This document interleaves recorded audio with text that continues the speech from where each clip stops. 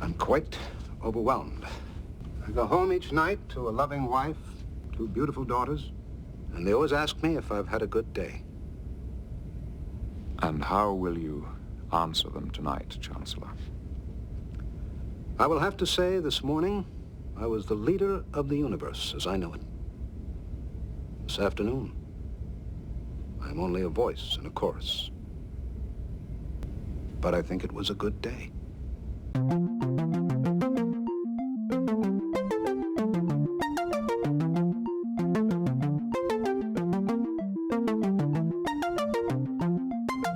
Hi, Editing Maggie popping in here just to give a content warning for this episode. There are some brief discussions of sexual assault via coercion, but other than that, I hope that you enjoyed the episode. Hello everyone, welcome back to Fully Functional, a Teen G podcast. I'm Maggie, joined by Jeff and Dory. Yo. Jeff and I are huge Star Trek nerds, Dory's a Star Trek novice, and we are taking her on our first journey through Star Trek The Next Generation. Today we're discussing the Season 4 episode, First Contact. Original air date of February 16th, 1991. And as always, we'll take it to Dory for the recap. We start off in an ER. Gasp. Doctors are... someone's being, like, rolled around, somebody's hurt or whatever. And then they're absolutely shaken to their very core because they see feet and fingers and different internal organs. Oh, do they ever see feet? Yeah, wow, yeah. And then, twist. Who has these feet? Who has these fingers and internal organs? It's none other than William T. Riker. So he has what they called a severe injury, and he says that he was caught in he wakes up and he says that he was caught in the riots when the police moved in. We never get to know what the riots are, but okay. And he's going by the name Rivas Jakara from the Marta community on the southern continent. He has no family. I really like how the way that he says his name, like he doesn't even believe it. Yeah. It was a little wonky there. So they're like, hey, so we noticed you got some implants in your head. What's the deal with that? And he's like, cosmetic surgery. And what about your fingers? Oh, genetic irregularities. Apparently they're from his quote-unquote father. And they're like, what's this thing? Which is, they're talking about the phaser. And Riker's like, it's a toy for my neighbor's child. And they haven't found a metal pin. I never really thought of, like, pin as jewelry. Because Riker asks if there was jewelry found. But, I mean... I guess it makes sense. It just never occurred to me. Anyways, so the doctors are suspicious of Riker because he is unsure of his name, and they need to put him under 29-hour-a-day surveillance. Yeah. So then we meet Marasta Yale. She is, I wrote, building a war engine. I don't even remember this. War engine. Oh, warp. It's supposed to be warp. Yeah. I forgot the P. So she's working on warp, and it should be ready in 10 months. So we also meet Chancellor Durkin, and he seems like someone who is like progressive and looking, towards the future. And then we also meet the security minister, Krolla, who is the definition of a wet blanket. And he likes traditional shit. Are we surprised? No. So Marasta is working in the computer lab. And then Picard and Troy beam down. And they explain, like, they've been monitoring her progress for warp technology. And, yeah, Marasta's like, is this a fucking joke? Like, what the fuck is this? And then Riker's like, Picard is like, yeah, we'd like to prove that we are for real, and brings her up to the Enterprise. They bring her to 10 forward. She immediately, like, goes to look out the window, and she is, like, pretty psyched by this. She's also wearing a nice little purple suit. Then, so then they sit, and Troy tells them that they study broadcast signals, so they want to learn about their journalism, music, and humor. Oh boy. I do like that even in the context of the 1990s, they found that funny. Yeah, I mean, truly. Think of, like, if somebody came, like, close to Earth now to monitor our shit, they would be so fucking confused. Yeah. Just because of like meme culture alone in our humor, they just feel like, I don't. What the fuck is going on with these people? Yo, this planet's dumb. It'd be wild. I wonder what would be like the right thing from these categories to like represent Earth as a whole. I don't know. It's wild. Anyways, so they've been sending, the Federation, I guess, has been sending people for years in the planet undercover for surveillance, which is like, I'd say everybody in the surveillance team skills are fine, but Riker's skills are questionable. Here's the thing. They send him down. How long was he there for? But they said he's a specialist. A specialist in what? Getting caught? Yeah. Because like what his thing was, okay, so his like he thought he could get away with wearing mittens and nobody would be like, what the fuck's going on with your hands there? Because like the Malkorians, they've got like different hand structure. And so when they saw Riker's 5 fingers, they were like, the fuck is this nonsense? I think rewatching the episode, I think he wasn't supposed to be down there for very long. I think he was just supposed to meet up with those guys and go. So I guess they didn't. They figured they wouldn't need to have to go as extensive as they did with whoever was down there for longer. Yeah, they really thought they were going to get away with mittens. So. Yeah.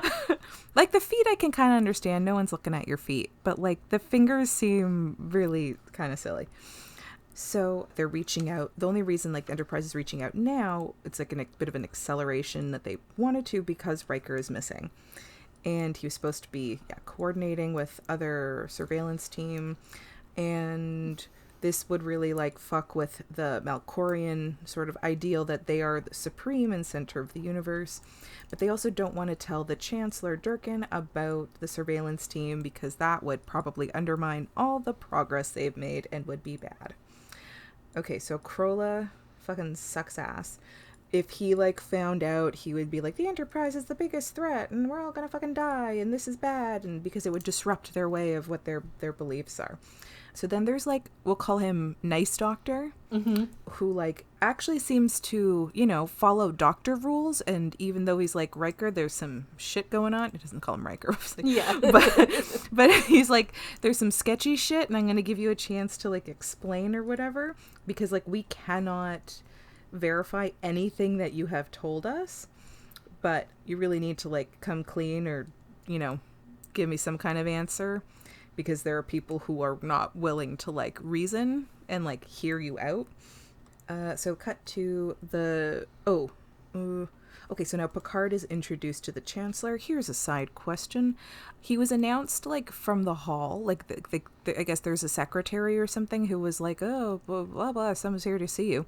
And then that person didn't freak the fuck out when they saw Picard. Nobody else saw Picard. Even if they beamed to outside the office, there still would have been the secretary being like, oh, people to see you or whatever. Yeah, I was confused about that too. Nobody, like, the amount of people who have seen them is really like, okay. Oh yeah, so they bring him on the ship. They introduce him to Data, and they absolutely shook because Data's an android. Oh, Picard shares a glass of wine, teaches him how to toast. It's the wine from Robert. It is the wine from Robert. Yeah. And man, like, this is kind of made me laugh of like, it's so stupid. Not in a bad way, because like, I'll be honest, I did like this episode. But like, there's a lot of issues. There's a lot of issues. It's not perfect, that's for sure. Yeah. So like there's there's stuff I liked about this episode. We'll put it that way.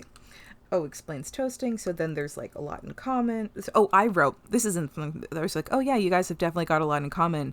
You still make women wear heels and skirts. Yeah. So really somehow not that different from humans. Weird that this stuff happened, in a different planet exactly the same way as it did here. Weird. I mean, Wild. it is deliberately that, to be fair. But it's stupid because if it's a different planet and they have all like different history, different all this, then why if they're really going all out, then they've done it in other planets and races that we've seen. Why is she in a business suit? Why is she still in heels? Marasta, that's what I'm talking about. But like, it just seems a little too like similar, and not in a like. It just feels silly. Anyways, so okay, Durkin wants to guide the people into a new era. No, just kidding. That's Picard. Picard. I didn't note who said it, but then once I saw the second line, I'm like, oh no, Picard said that. So Picard's like, basically, we're just here because we want to guide the people into a new era, but we don't want to interfere in the natural development of the planet. So then the Chancellor's like, I can infer from that. Picard's also like, that's like the Prime Directive. And so the Chancellor goes, that's Durkin, goes, I can infer from that directive that you do not intend to share all this exceptional technology with us. And then Picard has a line, it doesn't matter. And then Durkin goes, well, it's not relevant to like, what's this? He just is like, yeah, basically. Or like it's sort of. And then Durkin is like, is this your way of maintaining superiority? Let's put a pin in that because like, yeah. I wrote good point. It is a very good point. Durkin, You're right. Yeah. So, Durkin's been on a fucking roller coaster of a day. So he explains that, when he goes home, I did like this a little bit. Yeah. So when he goes home, he has dinner with his wife and 2 daughters, and they always ask him if he's had a good day. And he says, this morning I was the leader of the universe as I knew it. This afternoon I'm only a voice in a chorus. But I think it was a good day. I was like, oh, cute. So now cut to... fucking Christ. Back to the hospital. Riker's put on a blue outfit and he's trying to figure out a way out. And then a person comes in. Is this BB Newworth? Yeah, No, it's Lilith. no. Yes, it is. Lilith from Frasier. Okay. So I unfortunately wrote this in my notes. She's not afraid of Riker. He's like, yeah. And then she's going to try to fuck him. Did you write Because that before? Yeah. Because then after I wrote, Riker, you are an alien to her. And then she'll distract the guard, but only if he fucks her, of course. Yeah. Oh, God. Because, like, that always happens, though. It's such, like, a trope of, like, the outsider and people, like, and then somebody being like, I'm not afraid of you. They're like, oh, maybe you should be. But then, in Riker's case, he's like, no, you shouldn't. I was like, I'm not really a threat. Yeah. But in, like, the trope, it's like, maybe you should be, and it's, like, tension, and then they fuck. But in this case, it's fucking blackmail? I hate this. I fucking hate this. She coerces him into it. Yeah, she's like, I will literally... Oh, yeah, he's like, I gotta get to the other aliens. Yep. I can't, like, I guess we're gonna have to do a, like, warning on this episode, too. Yeah. Like, how do this keep fucking happening? What is wrong? What is with this fucking show and consent? Yeah. 1991. It's absolute... It's that unfortunate trope where, it's something we're even now, really starting to realize is messed up, is that, like, sexual assault against men is played for laughs, and, like, people, like, generally, like, don't see a problem with it, even though it is actually fucked up. Yep. So, Yeah, unfortunately, that's... Yeah, I hated this. Ugh. Yeah. So, to continue with the stupid recap, she's like, I've always wanted to fuck an alien. And I'm like, this is not the fucking time. Like, read the room. He wants to fucking leave. And she will only help him if he fucks her. And I hate it all. But then she goes to the guard outside and she's like, he's dead. Go get help. Yeah, this works out well. Thanks for nothing.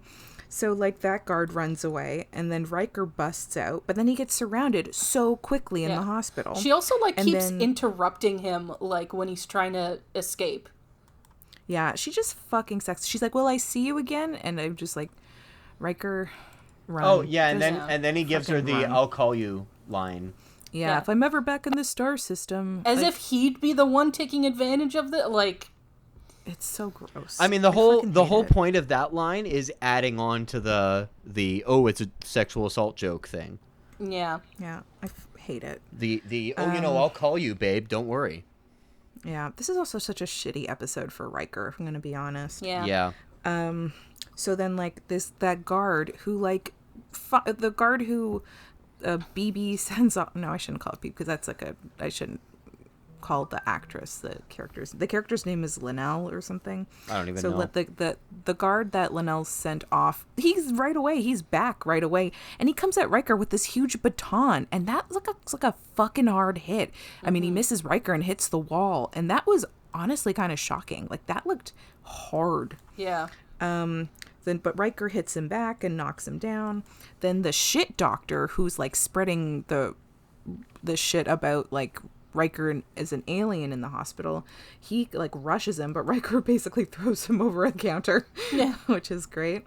And then the shitty doctor and this other guy, they just come over and they just start like beating Riker, and like all these guys gang up on him, and I'm just like, all these people need to go to jail right now. Send them all to jail.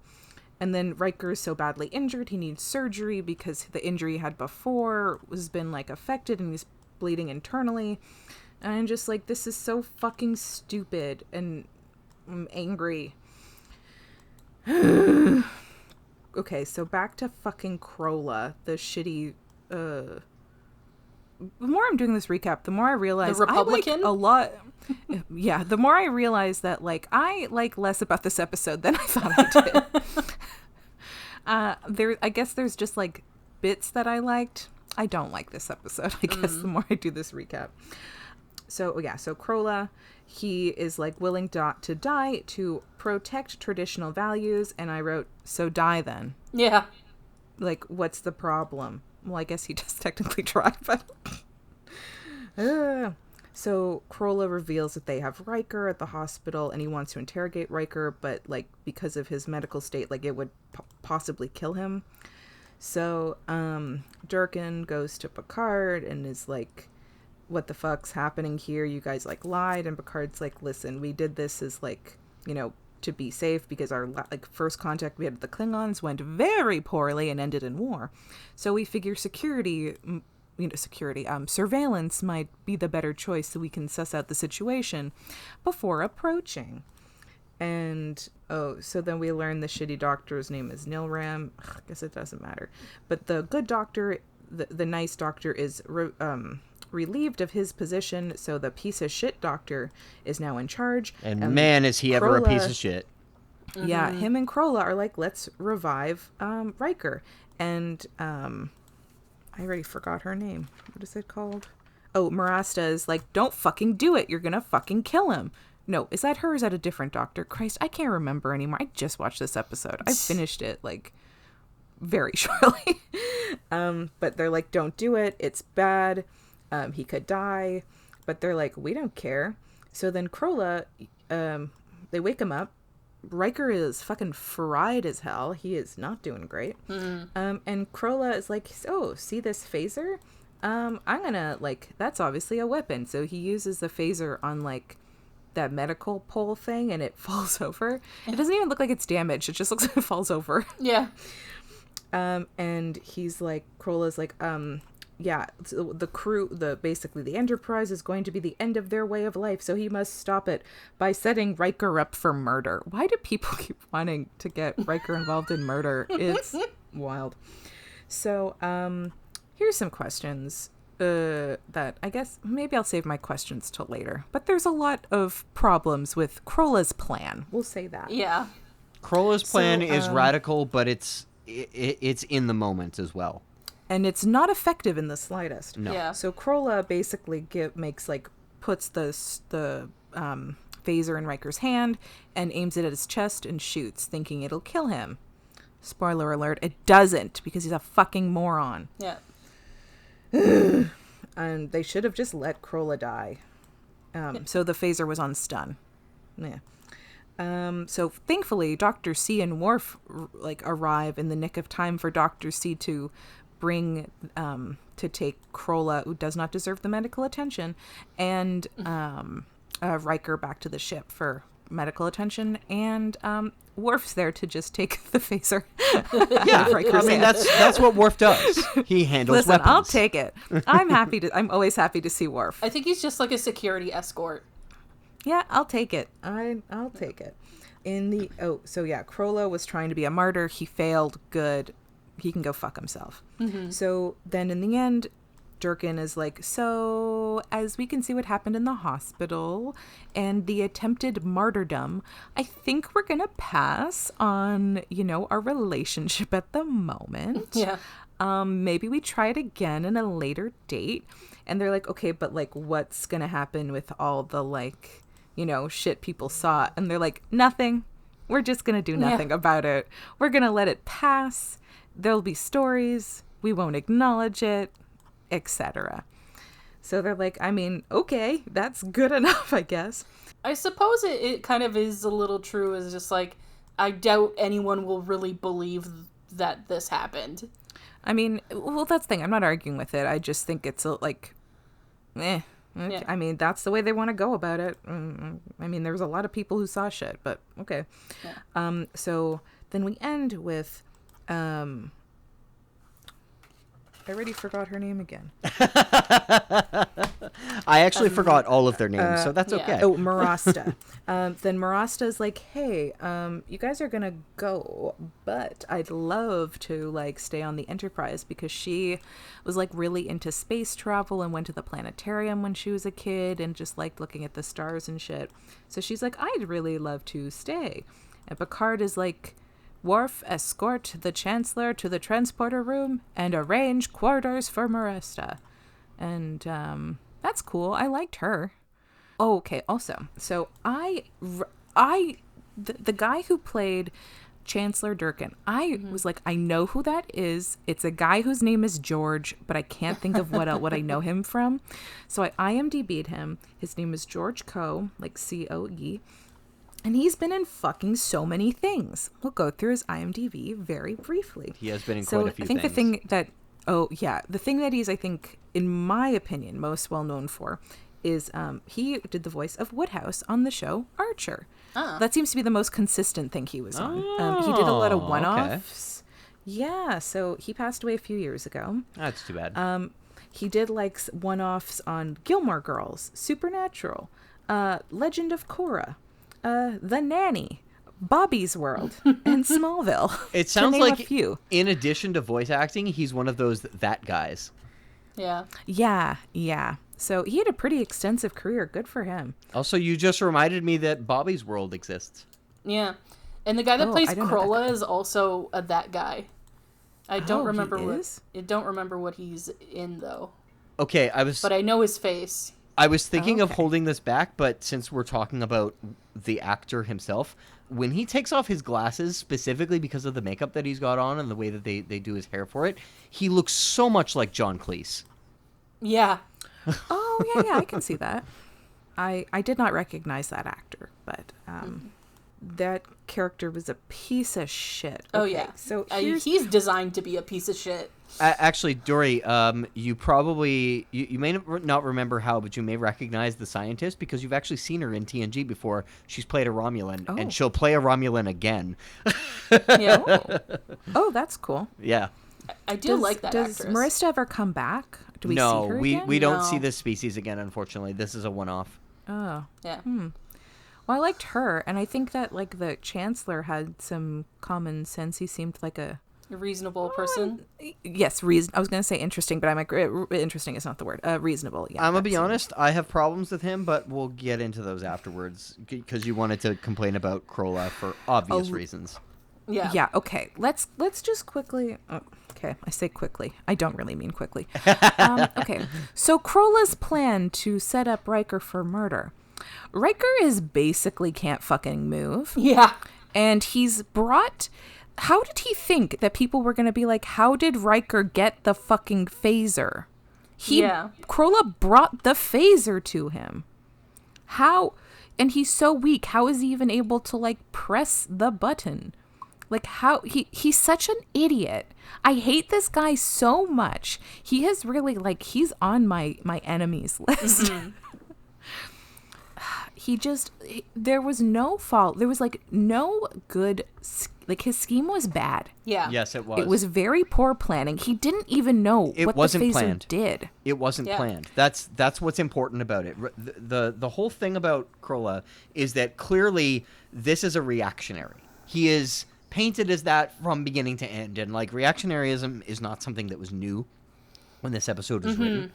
And he is painted as the most extreme of reactionaries. And it's worth considering that in 1991, when this episode was being written and conceived and all that, they would have been 11 years into the Reagan administration and the rise of the radical Christian movement in the United States. Conservative reactionaries were at the forefront of society at the time. Yeah. And I believe that also mixed with the idea of alien life being a reality was not a mainstream idea. No, it wasn't. At the time. Like nowadays, it's like we actively, like, you know, we're looking for evidence of life on Mars. We have, like, you know, observation stations, like, seeing if there are any, like, artificial signals or anything like that. That was, like, if you did shit like that or, like, proposed shit like that back then, it's like, you're a wacko. Like, you're dumb. Yeah. But, yeah, the realities of life outside of Earth is, like, far more accepted these days. So it is, like, this episode is a blend of that sort of time period of, like, the hardcore Reaganism and the idea of, like,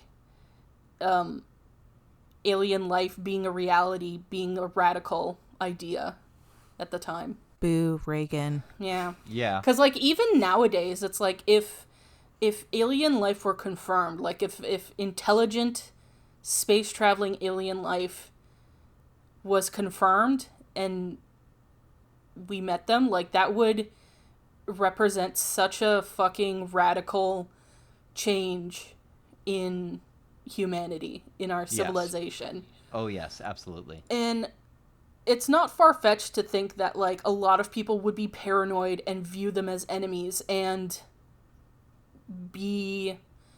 feel extreme about it and maybe do some extreme things about it. There was also a lot of television in the 1990s that covered this basic thought process of, like, people being scared of what aliens were going to do if they ever landed down on Earth or something like that, because the idea that there could be something out there was becoming it was starting to go into the mainstream of science at the time. It was being discussed more. It was something that our media was covering a lot more because budgets were starting to get better on science fiction, and science fiction as a genre was no longer the pulp shit of the 1950s and 1960s that it had been. And what it really comes down to is that the episode is supposed to be a reflection of what they thought people would react to at this point in time. And a lot of other media did the same thing. Some of them did it better. Some of them did it worse. Holy shit, even Gene Roddenberry had a dead script that he never turned into a show, that was eventually turned into a show called Earth Final Conflict, which is not very good, which is specifically this premise. It's aliens land on Earth, they make contact with humans, they say, we want to help you, we want to bring you into the future and whatnot, and it is all about people who don't trust them. Yeah, so this episode is really a reflection of the times. Yes. When it was, you know, written and aired and stuff. And that idea that, like, you know, we think we're the center of the universe and stuff is, like, it was a very real thing. Not necessarily the way they presented it in the episode, but, like, you know, throughout the history of, like, science and stuff, you know, at first, you know, you think the sun revolves around the earth, and then we realize that it's the other way around, and people were very resistant to that idea. You know, I think at some point we thought that, like, Earth was maybe the center of the galaxy, or, like, had some kind of position of importance or something. And the more and more we find out about space and the universe, the more and more we find out that we are nothing special, which can be a very disturbing thought to some people, you know. And to me, it's not. To me, it's like, oh my God, like, the wonder of the universe, you know, the fact that, like we have, like, that we have sentience and consciousness, and we have like all this history and art and thought and philosophy and stuff, and the fact that that's not special is amazing to me. Yeah, That I means agree. that like that this same type of thing could exist, you know, a million times over, possibly even more. But yeah, to some people, like, it's very disturbing to think that there's nothing special about us.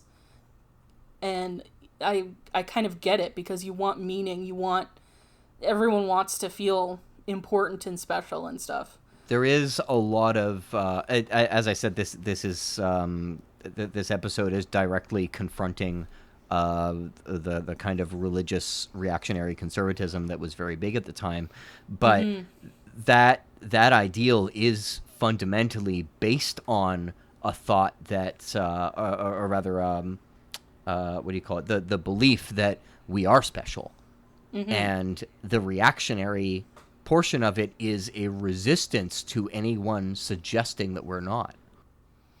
Yeah. Because I think that would, like, confirmation of alien life would disrupt a lot of religion and, like, Oh, yes. also like plural, like not just Christianity, but Yep. like multiple religions. Yes. Even though I Abrahamic don't think it has religions to, would but- probably have the biggest pushback against it, not because there wouldn't be bigger pushback in some other religions, but because the Abrahamic religions are the largest. Yeah, I'd say so. Yeah. Although I don't know enough about, like, Islam and Judaism to say whether, like, that would really disrupt things. Because, like, I feel like in Christianity, like, Jesus is so important, and, like, the fact that, like, humans are a direct creation of God and in God's image and stuff is, like, a lot of Christian sects really lean on that, and that would be really disrupted if aliens who are nothing like humans showed up. I think what I mean specifically within the disruption is more of like a socio-political disruption. So it's not yeah. that it's not that Christians in general or what do you call it, or like Jews in general or whatnot would be in resistance to this. That's not what I'm saying. What I'm really mean is that the orthodoxies of these, the establishments of these religions would be rocked to their core. And as we sadly know, many of the greatest powers in the world are either backed by or are very much in bed with some sort of conservative religious establishment across many countries on the planet. And there are many more advanced, more secular nations that it would not have as big of a problem within government of. I think Canada is probably one of them. Yeah, I guess I guess I sort of wasn't clear enough in that I did mean socio-politically as well. Like, Okay, not cool. just that the religion would be destroyed, but because at least in Canada and the US, not as strongly in Canada, but still it's definitely like a very Christian-oriented society and country. In terms but of like, our government has very little connection to that, luckily. yeah. So, but there's a lot of, at least in the States, there's a lot of like Christian extremism. Yes, And stuff, specifically so- within mainstream politics right now, and that is a problem. Yeah, so I meant it in the context of like I think it would disrupt the institutions themselves. Like, they'd really have to, like, there would have to be a whole big thing, like, you know, discerning what does this mean for our belief system, but also because people part of that belief system have so much power and use that belief system to influence the socio-political climate. Yeah. You know what's funny about it regarding the approach that they did in this episode? It isn't even like it can very much be read in the context of the time period. As I said, the power of the Christian right in the United States at the time, and it's a very American-centric view. But it is also a very direct homage to, and they were aware of this, they've talked about it, to a film that came out in the 1950s that I truly love called The Day the Earth Stood Still. And for those who have not seen the film, it is a film about aliens landing on Earth and making first contact with us and attempting to navigate some sort of political connection or try to form some sort of political connection without people freaking out. And what ends up happening in the film is that, much like in this episode, the first people that they reach out to are scientists, because they are the people of reason who can make decisions with like forward-thinking thought processes, and try to consider both the negatives and the positives of everything. And it's a really good way to look at it, and I'm glad that they use that as homage. And it can almost be seen as only an homage to that, because the beats that it hits are very much the same. The reactionaryism is not... Is that the term? Reactionism? I don't know. It's not specifically talking about religion in this episode. It never specifies that at all. And it's the same with The Day the Earth Stood Still. It is just reactionary conservatism more than anything else that's pushing back against it. Oh, and yeah, I don't know. sure, 'cause he keeps It's an talking interesting about their traditional ways and stuff like that. Yeah, and it's an interesting juxtaposition between the two of them, because we obviously know what was going on in the 1990s, and they did not want to explicitly say anything about politics within Star Trek, like within current politics, other than saying the world is bad now, which they say on a couple of occasions. I think it was also a really big anxiety, because technology and everything was expanding and progressing so rapidly. That's so true. Quickly. Yeah, this is actually a couple of years before Star Trek would make contact with the internet still. So yeah. Yeah. So I think like it sort of, I think what they were going for at least was that it's I forget all their names, but like the scientist lady and the security guy, they represent the two extremes of like someone who is unabashedly forward thinking and pushing towards progress, like no matter what, and then someone who wants to hold back no matter what. And then the Chancellor they're trying to make him sort of the balance. He's the liberal. Yeah. The Which, Chancellor like, is just the liberal. Yeah, because the ending of the episode, it's like, I sort of get it in that, like, because it conflicts with my thing of, like, no, you should push forward, but I don't disagree that it's like, hey, where we're at right now, I don't think we're ready for this. And he even says it's like, we're gonna, dedicate more resources into education and sort of progressing from this view of ourselves as just the center of everything. I do like that ideal. Yeah. Like the way that they go about the solution is definitely, it's not without its flaws, and it is steeped in 1990s liberal ideals. And it is currently not something which I think has aged in the best of ways, given the amount of fights that conservatives are having with the education system within the Western world right now. Oh, yeah. They say that there's the greatest pushback to any major social change is the Just before it precursor to happens. precursor to finally going over that hump. But man, I feel like we've been seeing the pushback going on for a while now. Yeah. And I don't really think that the solution that they go for in this episode, given what we've seen, especially in the last 15 years, is something that conservatives would altogether stand for when they have the power to push back against it.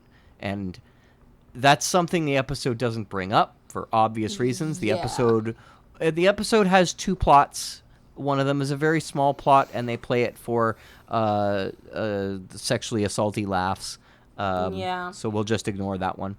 But Although, I do think, okay, if we're talking in real terms here, the real world, I feel like in 1991, we wouldn't have been ready for alien contact. I feel like now, we might be. okay, that's interesting. Like, I feel like we've progressed enough, at least in our understanding of the universe, in sort of general terms, in the way our society is. I don't think we're at, like, a perfect place for it, but I think our reaction would be better, far better now than if it happened back then. Yeah, I think I could agree with that. In the West, we're definitely less hawkish now than we were 30 years ago. Mm-hmm. Yeah, let's do another Gulf War, whatever. It'll be fine. Yeah. Dory, you were saying you had issues with, like, them holding back technology and stuff? Yeah, I mean, it was more of like, To maintain your superiority or whatever it was? yeah, so Durkin, the Chancellor, is like, is this your way of maintaining superiority by not sharing their technology with them? So, like, what does then the Federation exactly offer then if they're not really going to help them, they're just going to be like, look what we can do. And then what's the draw, I guess, for the people outside of the Federation, like in this particular case? Knowledge. Yeah, I think it's more like, less like giving them Just technology outside? and like, yeah. I do think it's a point, though, if you're going to bring them people in, but you're not going to help them, like, not like help them progress, but just like, you know, they know this stuff like exists now. They've got to the point where, you know, they deem them to be, I guess, qualified to. They've hit a certain point, I guess, in their technological advancement where they're it's appropriate to reach out to them, I guess. I mean, I suppose in this case it was a little bit premature. The only reason they reached out at this point was because Riker was missing. Yeah. But Yeah. like, if they're gonna then like see if they want to become part of the Federation, is that usually what happens? No. Well, okay. necessarily. They don't really specify that. Yeah. To be fair. So let's not make an assumption either way. So then it's just for them to like reach out and be like, hey, what's up? We're here. Surprise. Yeah, I think it's like, what I'm gathering is that it's sort of like, yeah, we're not here to like dump all this technology on you. We're here to sort of prepare you for the realities of what you are going to encounter as you travel space and for what's out here. Because, like, it feels honestly like this is so invasive. And who does the Federation think they are that they can come into this planet? Like, they didn't ask for this. So the Federation has just, like, snuck people onto this planet who were living their life. They literally, this surveillance team did not need to be there. That is none of their business. They went onto this planet for what? Other than to serve the Federation's, like, what they deem as the time to reach out. They didn't need to reach out. There is no, like, if these people are, if this, like, civilization was on their way to, like, progress their technology, this feels useless. Like, they at some point, because if the Federation's not going to share their technology, and it basically feels like a show off in a way. It's like, we're here, we're not going to help you, but we're here. And it just feels like it's like, it just feels like there's no point. Like, the Federation has no right to be putting these planets under surveillance just for them to decide this is the right time to show up and be like, hey, just so you know, we exist. Like, what? Like, get the fuck out. Well, it's not specifically, by the way, we exist. It's, by the way, others exist. Yeah. Because as they pointed out, it's we find this is preferable to just making a random contact in open space because that can be a lot more dangerous. Whereas But if you make also- contact with them first and you make sure that you do it in the safest way possible, you can let them prepare on their own to go off and do something. But here's the thing. There is nothing in this particular episode that required that the people in this planet required of any kind of assistance from the Enterprise or from the Federation. They just went onto this planet because they were like, well, they're at a point where we think we should become Okay, involved. Dory. Well, Dory. here's the thing here's the reason is because they're about to achieve warp capabilities, which means they're going to inevitably encounter others, which means that their society is going to be greatly disrupted, and it could cause potential like harm to themselves and others. Like, let's say they just start going off willy-nilly and they come into contact with Romulans. Like, the Romulans might kill them, or the Klingons might kill them, or, you know, they might start a war, like the Bill Paxtons or whatever. Wait, no, that was a different episode. Sorry. Yeah, that was the Yeah, that previous was last episode. That was the episode. previous episode. I forget what these people are called. But They're the I have it Malcorians. here. Malcorians, yeah. And yeah, I think it's more like it's kind of like for the safety of themselves and others. Just be like, okay, you're about to discover a whole lot of shit. So let us introduce you. Let us give you a pamphlet, you know. And they do the surveillance and stuff to sort of try to understand how best to approach it. The problem is in this episode, they fucking failed at it. Like, this was pointless. Yeah, but in this episode is an exceptional circumstance because they had to go in before all the plans were set in place because of Riker getting injured and having to find him. So that's why it kind of all to goes. be there. Why did Riker need to go undercover? Well, That's a very that they good didn't point. really get into. Yeah. It seems like Riker's got a job already. Why is he going undercover? Like, here's the thing. I can understand that, like, I guess it's because the Federation just seems like such it just feels like an empire in a way Yeah. that like that's like busting into other societies when like they truly do not have the right to do this shit. Yeah. I see, that's the thing is, like, I pretty much agree with you. They're very elitist. Is the Federation imperialist? Let's debate. Because, like, I do understand, you know, if, like, they're joining, they would want, like, a heads up. But at the same time, they don't have the right to do this. They don't have the right to be in there surveilling. And they also still, like, they fucked it up. Like, I blame, like, Riker got caught. Riker shouldn't be there. Yeah. That makes no sense that Riker would be there. And why, like, and also, if they haven't gotten to the point where they've made any, like, she was just going to start the process. So, like, I would have maybe, like, I don't know, not this point before they even start the process because they haven't figured out warp yet. Yeah. That's just something that she was working on. So this felt, I know it was technically premature because they weren't going to, do that. But they said that the ETA for this was approximately 10 months. So how long? Like, they've been on the planet for years and only now they're like, oh, hey, warp. Like, how do they find out that, like, oh, this planet may have warp in this many years and then 10 months? Like, how do they know this? It feels like they're just picking planets if they've been here for years. Well, to what just guess. Well, what I assume is that, like, the Federation sort of probably has, like, a general observation of pre-warp civilizations. Because we've seen that they send anthropologists to, like, pre-warp planets to, like, observe what's going on.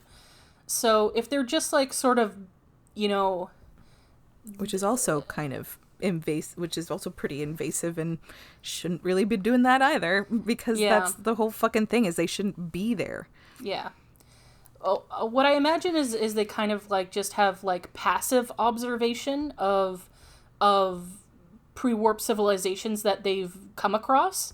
And then through that passive observation, they're like, oh, look at what's happening in the sciences here. Like, they're getting very close to, like, they basically read their research papers and shit, being like, oh, they're about to do this. So then they evaluate, like, whether they should do further surveillance or not. Dory, important to consider that we already had the episode Who Watches the Watchers, in which Yeah, I was just going to anthropologists say, Ray Weiss, like, Yeah. they were not fucking anywhere close to warp. And how long have they been there and there? Enough time to set up a fucking science center over, like where there was like a whole fucking office and shit. And they did not seem close to warp anytime soon. I don't think Yeah, that was but- on their but- like spectrum at all. That was different because they were there to explicitly observe a civilization of their technological level. Well, they failed. Yeah. Well, that's the whole thing, is that, like... That's the point. Is like, that's why there's an episode about it, is because something went wrong. Because we can assume that they're doing these operations, like, all over the place, and these couple times is the times it's went wrong. Well, And the Enterprise like just it. happens to be there every fucking time. And here's the thing, Enterprise is a like... jinx. Here's the thing, is like, I think it's a complicated issue because I do agree with your points as well, in that, like, this is very invasive, this is questionably ethical, this is, like, pretty colonial. Picard You know what it mentions that is? too, that it was that it was a controversial decision even within the Federation. Yeah. You know what this just made me realize? The Federation is the United States. It's the same Yeah. way that the United Y- States I- goes into y- countries. I mean, Yeah, it's written that's- by Americans. Yeah, that's Yeah. exactly it. Yeah, That's- they go into countries thinking they're the world police, Mm-hmm. and they're not. They don't have the right to do it, which is why they're always fucking it on, like, having a war. And Yeah. this is the Federation. Like, it's wild that like nobody, they're not self-aware enough to realize, hey, maybe we shouldn't do this shit. Yeah. Although, luckily for you, that the series as a whole does kind of go into that a bit. Good. Like, they because do address it at some points, that it's like, listen, you're not perfect, and you think, like, you have all this going on, you think you're so much better than everybody else, and that kind of thing. It's basically the premise of DS9. Yup. Even though they end up proving the Federation noble or Because it whatever. feels more like that this is to, like, benefit the Federation versus the Oh, planet. 100%. And so it just feels sketchy. Like, the whole thing just feels sketchy and Yeah. bad. I think this is, yeah, you're totally right that this is just basically like American exceptionalism and colonialism and stuff just rearing its ugly head into how these writers and the creators of the show view the world. It's a very American mindset of like, hey, we're Yes. we're gonna civilize the savages, you know, that kind of thing. Yeah. And that's bad. Yeah, it Yeah. definitely is. The whole technology point, though, like, I think it's there's some complexity there, because I agree when Picard says that, like, to just dump all this technology on a society is dangerous, and it is. Oh, no, for sure. I agree with that. But the Yeah. thing is, like, for this particular, you know, Yeah. say scenario, they're going to show up, be like, hey, we're here, but, like, still not give them anything. You can't expect them to, like, not, like, the fact that they've shown up, that is automatically going to interfere with any development they do, because they know Yeah. they're there. Yeah. So Picard being like, we're here to be your guide, but also not interfere in your, you know, development. Like, bullshit. You're literally there. That's changed an entire Yeah. like, way they would have developed. So, like, you've already interfered. You're just being there as interference, but you're still not going to help. You're not going to, like... Star Trek definitely does a better idea, or a better job later on of establishing why the non-interference policy works or does not work. Yeah. But it also does plenty of jobs of establishing it not functioning properly, because what it really comes down to is that the Prime Directive is something that they came up with in the original series, and it is never at any point well defined. Yeah. Despite It's- over 800 episodes of this series, Yeah. I don't know exactly what the Prime Directive is because it's different depending on the fucking episode. Yeah. It should be called the Prime Directive, but in quotations. Yeah. Oof. Which, like, that's the thing is, like, I don't mind an imperfect law because that's reality. But yeah, it's... There's so many things yeah. though that like can be torn apart with these the fact that this statement is not like concrete. It's a little Yeah. loosey goosey. So there's a lot of ways people can interpret and people can abuse and do shit with, because people are also going to have different like understandings of what is a like, because if they're going in to just guess this is a society that looks like they're about to become like a warp society Well, or that- something. Warp society. Then, Well, like, that's why they do surveillance, so that they're not guessing. but then why are they going in there to start? Because They they- do surveillance on these planets that don't have the technology either. They're just going in and picking places they want to watch. Yeah. Because it seems like they don't actually care if it's warp, if it's like pre-warp or not. They're just going to go where they want to go and then use whatever they want to justify them being there. Either, well, you guys are about to do warp, or we just want to see how like your lack of technology that you have right now. Yeah. It's whatever suits the purpose of the Federation showing up. Yeah. It's a little like when people go and observe animals in the wild. Ugh, leave You these know. animals alone. Yeah. But the thing is like they shouldn't be treated like animals. It's like even like those tribes that have had no contact with sort of the outside world Yeah. is, as far as I know, people can correct me if I'm wrong. As far as I know, they're like they've caught glimpses of them, but they just leave them alone. They're not like Yes. they're not like setting up satellites and stuff to observe them. That's right. There I- are I occasional like flyovers and things like that because obviously you can't avoid them seeing airplanes and things like that. They know Yeah. something is out there, Yeah. but contact is being deliberately avoided. Yeah, and as far as I know, as far as I know, there's no like sort of observation of them other than to be like, oh, they exist. Like, No, there is. are there is. are people like studying them? Yeah, but not in the way that they not in the more invasive ways that they do it in TNG, and also not as like setting up duck blinds or anything like that. Essentially, it has been airborne surveillance in almost all cases because that's the safest way to do it. Yeah. When they do airborne surveillance, they are seen, and that's important to remember that they.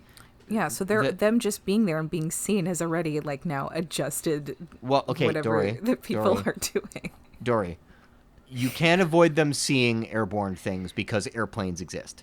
And airplanes fly over their territories. They have seen flying things before. They know flying things are out there already, and they have known that for the last 100 years. No, Maybe no, I not get 100 that. years, but... so repeating that in order to observe more is... You're not adding to the problem.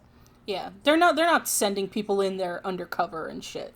Well, That's right. no, I Yeah. know that part, but like if they're Oh, no, doing no, it I meant- like aerial wise, then like how are they doing it? If like are they hovering? Or they're just flying back and forth over and over again?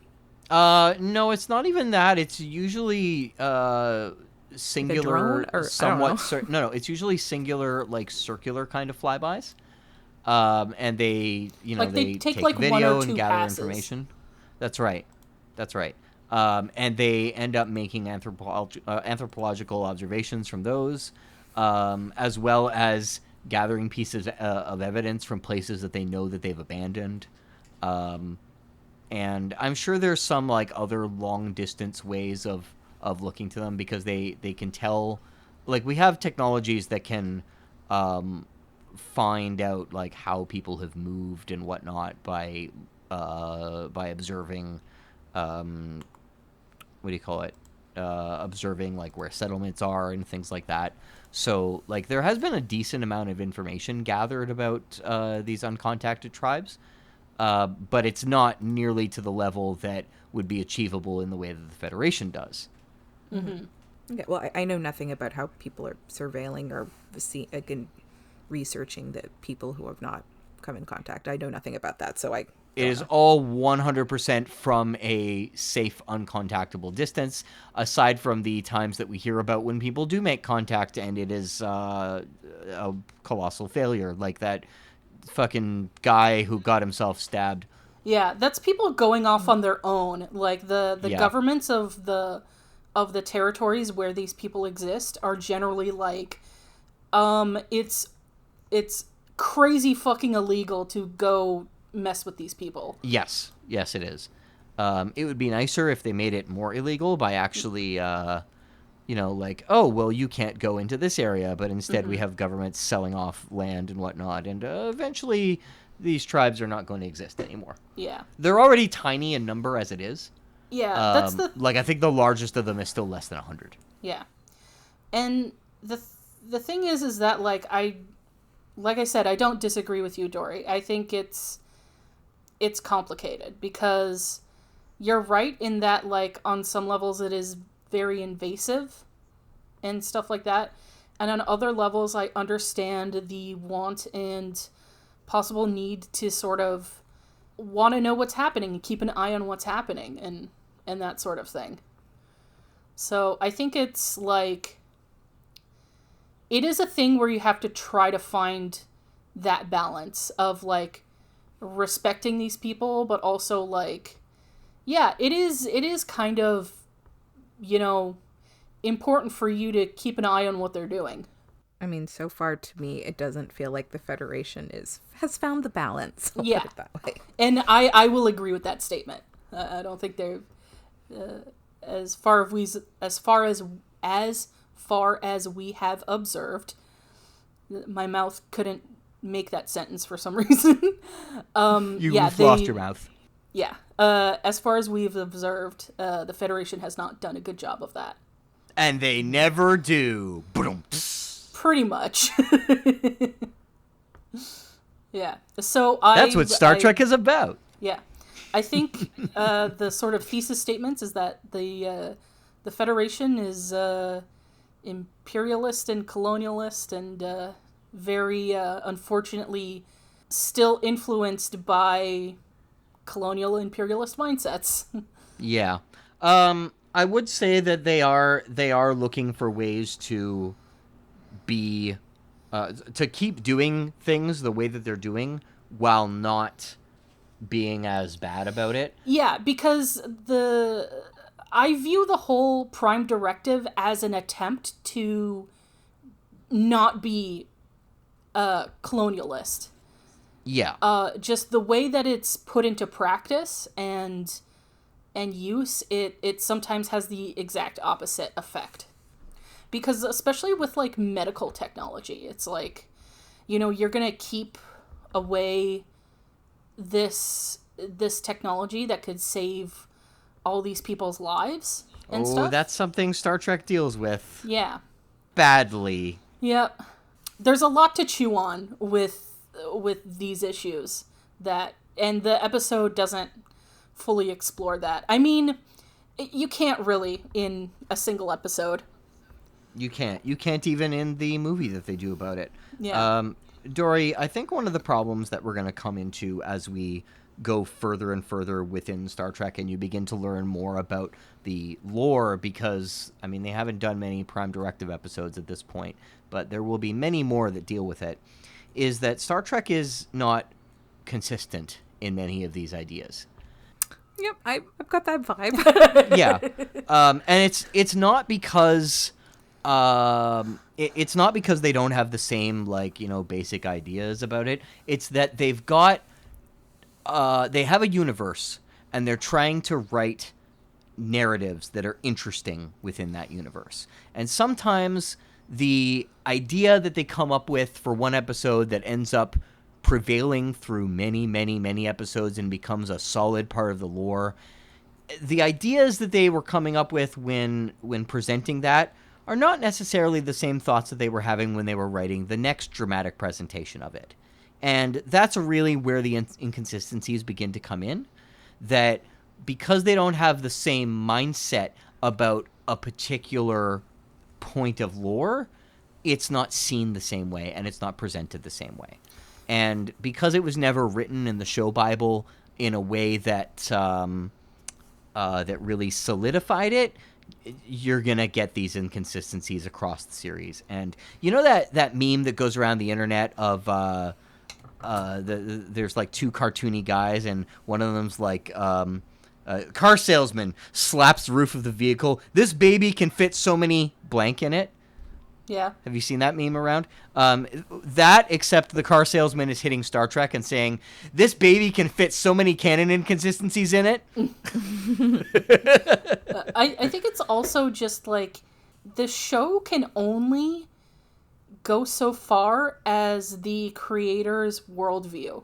Yeah. You know what I mean? Like, there's only so much you can do because this is coming from the minds of people who have certain influences and worldviews and beliefs and stuff like that. So the show can only really go so far as those people's beliefs, which is why it's important to have a, variety of beliefs and worldviews and stuff when, like, you're making media. Like, when you're creating a TV show or a movie and things like that. That's why it's important to have, diverse range of people involved in it. Because, yeah, your ideas will only go so far as your own experience, Yes. So I think, like, the points that Dory has brought up is, like, a very, poignant example of that. Of how, like, the things they're doing are very influenced by the worldview and beliefs of the people creating it. And that's not necessarily, like, making the point they think they're making. Or that it's maybe not a good point. Or that they're representing something as good that really maybe isn't. I think what it will always come down to is that every plot point that you're going to see introduced is introduced for the sake of servicing the story. And it's there to service the story before it's there to be thought out for the next story they're going to use it in. Mm-hmm. Yeah, sorry. My point wasn't necessarily about consistency. It was just like... Yeah, I know. The sort of worldview of this episode. It's just the shower thought that I had as you were saying that. Yeah. Yeah, it makes sense. The little bit of background, actually, something interesting about this episode that we're not really going to see again. But Dory, you may have noticed that this episode took a perspective change that episodes don't often do in Star Trek.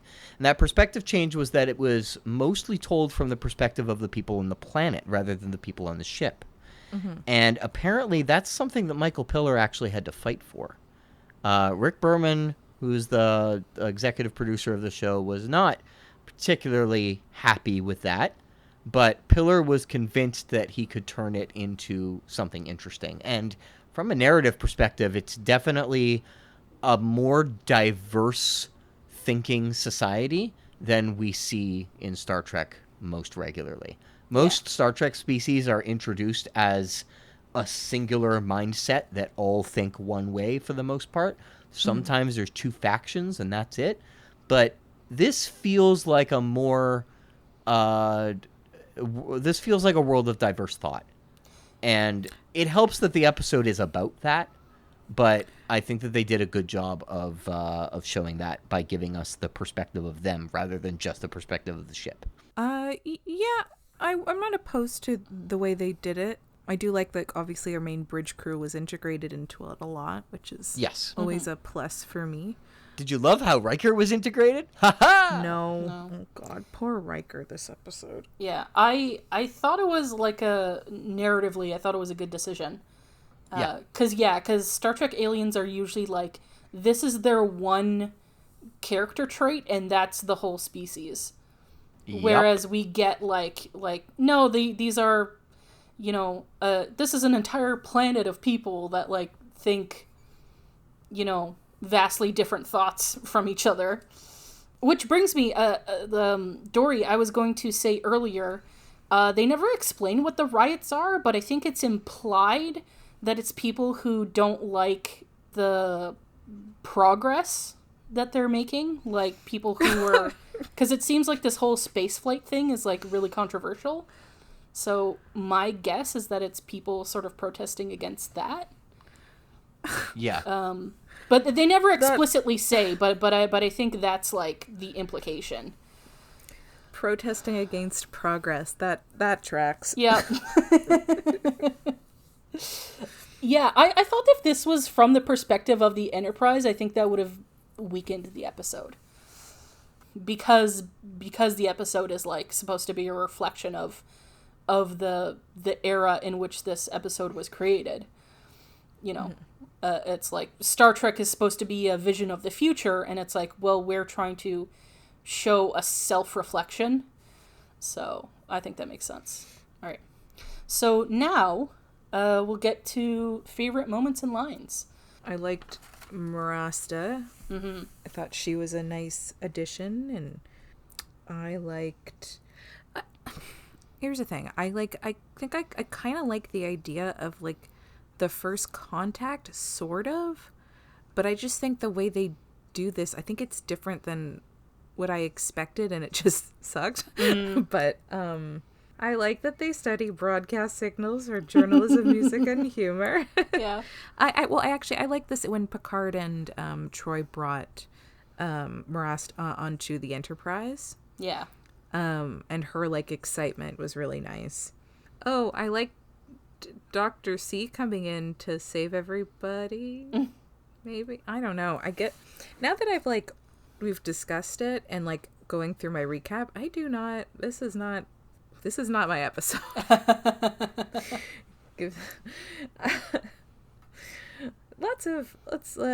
Yeah.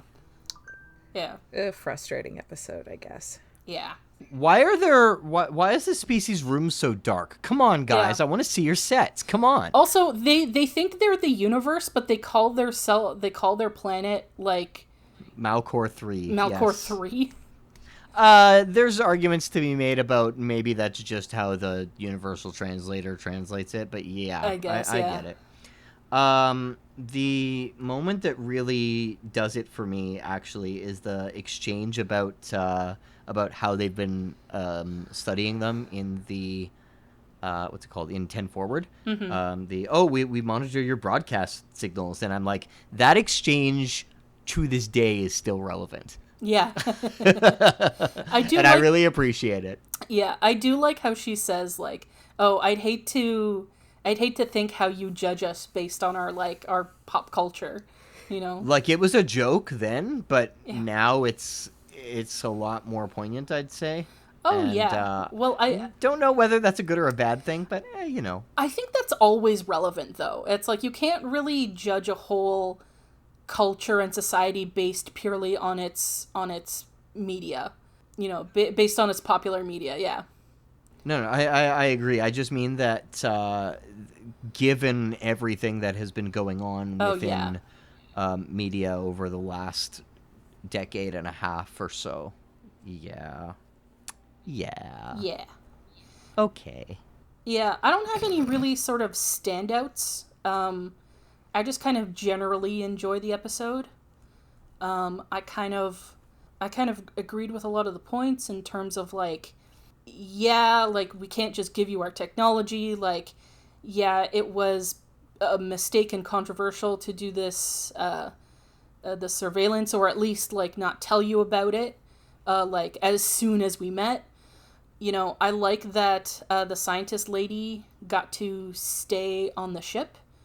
Because, like, if it were me, and it was, like, I found out about all this, like, let's say, like, a Star Trek-like thing was happening in the universe, and it was, like, you will never be able to tell anyone about this, I'd be like, I think I'd rather just go then, you know? Like, I would not be able to not want to find out everything I could. And not experience it, even if it meant having to leave here forever, you know? Mm-hmm, so I kind of empathize with her on that level.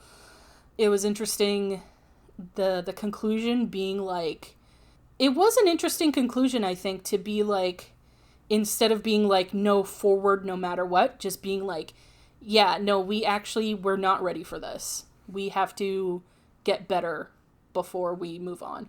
I agree with that. I do like that they were like, okay, maybe this isn't the right time. Mm-hmm. Yeah, I like that they did not just like, well, that was an absolute clusterfuck. Yeah. Let's continue.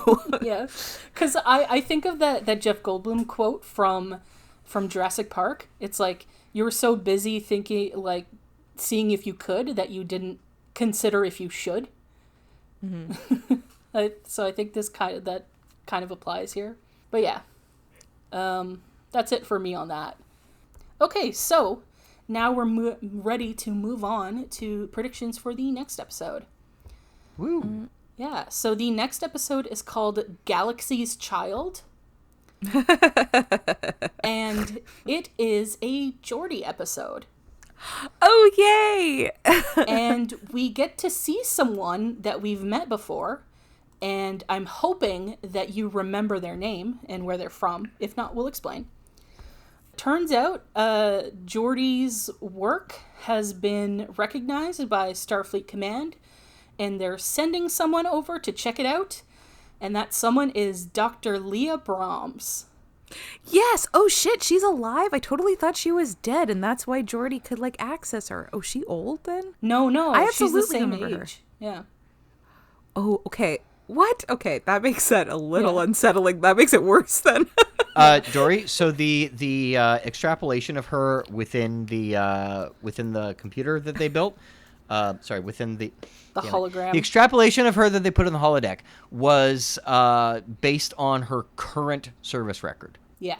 Okay, I thought that was, like, old. No. So, like, she was dead and, like, in real life. And so that's why, like, they could, like, this was an old record. No. I didn't realize she was still alive and at that age. That makes it kind of creepier. Yeah, that was her in her current form. So the real Dr. Leah Brahms is coming aboard the Enterprise. Oh, boy. Okay. Well, I'm very happy to hear Geordi's getting recognized, and we haven't had a Geordi episode in so freaking long, so yay for that. Mm-hmm. Oh, no. Oh, God. Oh, for Geordi's sake. Oh, God. I don't know. I hope it's not him. Like, I hope he's... For anyone listening... I hope it's not cringy. Yeah. For anyone listening who doesn't remember, Dr. Leah Brahms was one of the designers of the Enterprise's engine, and in an episode where they were stuck in a booby trap, LaForge ends up creating a hologram of her, granted accidentally, and uses her service record to create a sort of personality profile and falls in love with the hologram. So now the real woman is coming onto the Enterprise. Oh, please don't tell. It's like, it's like, does she find out that he did? Oh, God, that would be. It's up to you. I hope she doesn't. That would be so awkward, and for us, for them, but for us, that would be so cringy. No, that would be very bad in lots of levels. Oh, God, I didn't realize she was. Like, it wasn't great, like, the first time around, but now that I know that she's, like, that's bad. Okay. It's like so shipping real people. Yeah, that makes me uncomfortable. I don't like it. Okay, well, because they love to make Geordi horny, they're gonna try to get him to, like, chase after Leah Brahm. Can they not, though? Can they just be friends? Okay, maybe they need to work together on something. Like, she's there to, like, I don't know, give him... he's getting an award? Is she giving him the award? Or is she just there because it's, like, her field? Or... That's up to you to decide. Oh, God. Okay, maybe she's just with the committee that is awarding him his award or whatever. And it's a whole big ceremony. But she does have something that she's been trying to work on. But she was like, Geordi, you've done some incredible work and I'd love to get your opinion as a friend. and a colleague, fellow engineer, etc. And they figure it out. Okay. That's the episode? And it doesn't get cringy, and it's only nice things, and Geordi gets a big round of applause, and everybody's proud of Geordi, and I hope it's a nice episode. I'd like a light episode, please. Okay. All right. So, if you'd like to see if this episode where Geordi's fantasy love interest comes back, to see if it's not cringy, watch along with us and join us for the next episode of Fully Functional, a TNG podcast. Goodbye.